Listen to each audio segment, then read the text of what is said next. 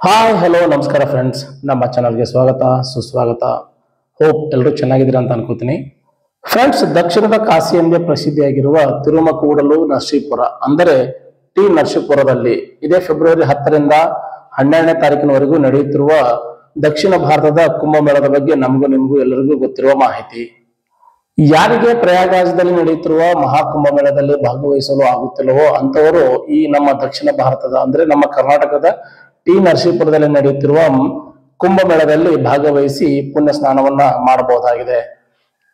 So ಇವಾಗ February 10ರಿಂದ 12ನೇ ತಾರೀಕಿನವರೆಗೆ ನಡೆಯುತ್ತಿರುವ ಕುಂಭಮೇಳವು ಇದು 13ನೇ ಕುಂಭಮೇಳ ಆಗಿದೆ. 1989ದಿಂದ ನಡೆಯುತ್ತಿರುವ ಈ ಕುಂಭಮೇಳವು ಪ್ರತಿ 3 ವರ್ಷಕ್ಕೊಮ್ಮೆ ನಡೆಯುತ್ತಿರುವುದು ನಮಗೆ ನಿಮಗೆ ಗೊತ್ತಿರುವ ವಿಷಯ.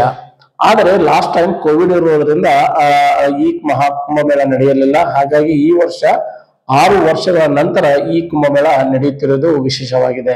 6 ವರ್ಷಗಳ ನಂತರ ನಡೆಯುತ್ತಿರುವ ಈ ಕುಂಭಮೇಳದಲ್ಲಿ ಅಪಾರ ಭಕ್ತರು, ಲಕ್ಷಾಂತರ ಭಕ್ತರು ಬಂದು ಭಾಗವಹಿಸುವ ನಿರೀಕ್ಷೆ ಇದ್ದು, ಇದಕ್ಕಾಗಿ ಕುಂಭಮೇಳದ ಆಯೋಜಕರು ಎಲ್ಲಾ ರೀತಿಯ ಸಿದ್ಧತೆಗಳನ್ನ ಮಾಡಿಕೊಂಡಿದ್ದಾರೆ.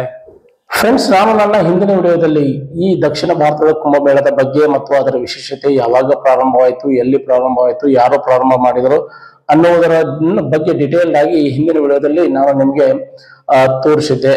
ಇವಾಗ ಈ ವಿಡಿಯೋದಲ್ಲಿ ಇವಾಗ ನಡೆಯುತ್ತಿರುವ ಕುಂಭಮೇಳದಲ್ಲಿ ಯಾವ ರೀತಿಯ ಸಿದ್ಧತೆಗಳನ್ನ ಕುಂಭಮೇಳದ ಆಯೋಜಕರು ಮಾಡಿದ್ದಾರೆ ಅಂತ ನೋಡಿಕೊಂಡ ಬರೋಣ. ಕಾವೇರಿ, ಕಪಿಲಾ ಮತ್ತು ಸ್ಫಟಿಕ ಸರೋವರ ನದಿಗಳ ಸಂಗಮ ಸ್ಥಳವಾದಂತಹ ಟಿ ನರಸೀಪುರದ ಗುಂಜ ನರಸಿಂಹಸ್ವಾಮಿ ದೇವಸ್ಥಾನ ಮತ್ತು ಅಗಸ್ತೇಶ್ವರ ದೇವಸ್ಥಾನದ ಬಳಿ ಕುಂಭಮೇಳಕ್ಕಾಗಿ ಎಲ್ಲಾ ರೀತಿಯ ಸಕಲ ಸಿದ್ಧತೆಗಳನ್ನ ಜಿಲ್ಲಾಡಳಿತ ಮತ್ತು ಕುಂಭಮೇಳದ ಆಯೋಜಕರು ಮಾಡಿಕೊಂಡಿದ್ದಾರೆ.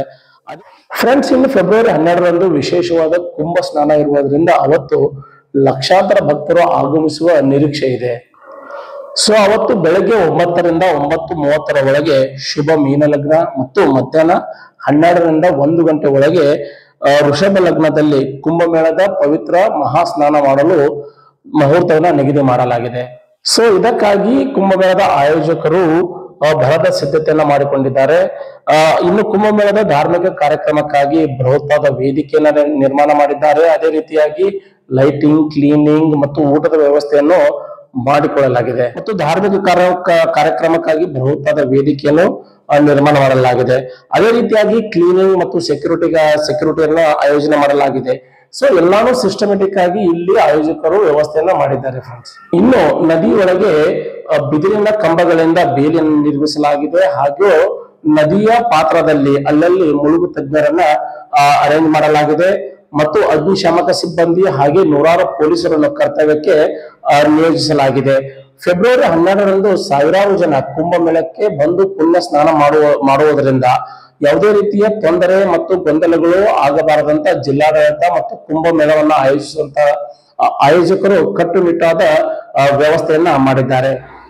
ಇನ್ನು ಫೆಬ್ರವರಿ 12ರಂದು ಕುಂಭ ಸ್ನಾನ ಮಾಡಲು ಅಗಸ್ತೇಶ್ವರ ದೇವಸ್ಥಾನ, ಭಿಕ್ಷೇಶ್ವರ ದೇವಸ್ಥಾನ ಮತ್ತು ಗುಂಜ ನರಸಿಂಹಸ್ವಾಮಿ ದೇವಸ್ಥಾನದ ಹತ್ತಿರ 3 ಸ್ನಾನ ಘಟ್ಟಗಳನ್ನ ನಿರ್ಮಾಣ ಮಾಡಲಾಗಿದೆ.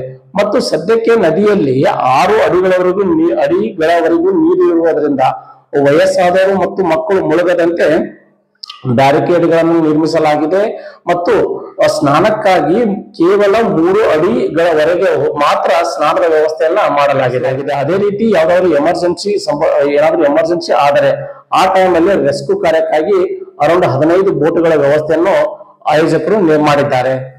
ಇನ್ನು ಕುಂಭಮೇಳ ಮುಗಿದ ಮೇಲೆ ಕುಂಭಮೇಳಕ್ಕೆ ಬಂದಂತ ಭಕ್ತರು ಟಿ ನರಸೀಪುರ ಸುತ್ತಮುತ್ತಲಿನ ಪ್ರವಾಸಿ ಸ್ಥಳಗಳಿಗೆ ಭೇಟಿ ಕೊಡಬಹುದಾಗಿದೆ. ಇನ್ನು ಟಿ ನರಸೀಪುರದ ಸುತ್ತಮುತ್ತಲ ಯಾವ ಯಾವ ಪ್ರವಾಸಿ ಸ್ಥಳಗಳಿವೆ ಅಂದರೆ ಅದು ಸೋಮನಾಥಪುರ ಇದೆ ಮತ್ತು ಮುಡುಕುತೊರೆ, ತಲಕಾಡು, ನಂಜನಗೂಡು, ಬಿಳಿಗಿರಿ, ರಂಗನ ಬೆಟ್ಟ, ಮಲಯ ಮಹದೇಶ್ವರ ಬೆಟ್ಟ, ಹಿಮವದ್ ಗೋಪಾಲಸ್ವಾಮಿ ಬೆಟ್ಟಗಳಿಗೆ ಭೇಟಿ ಕೊಡಬಹುದಾಗಿದೆ.